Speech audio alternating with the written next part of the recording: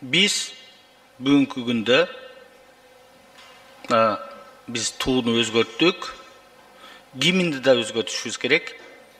Себеп дегенде biz гимнди кабыл алганда Советтер Союзунун курамынан чыгып, алгачкы азаттык кадамдарында жазганбыз. Ырдаганга да оор. Ар бир кыргыз бул гимнди ырдай албайт. Бул марш. Ошон үчүн Жогорку Кеңештин укугу, Жогорку Кеңештин милдети биз жакында гимнди өзгөртөбүз. Гимн ар бир кыргыз биринчи класстан баштап 85-90го чыккан биздин аксакалдарыбыз, апаларыбыз да ырдай турган жөнөкөй марш эмес, жакшы бутуна турган кыргыз эли, кыргыз мамлекетинин гимни болуш керек.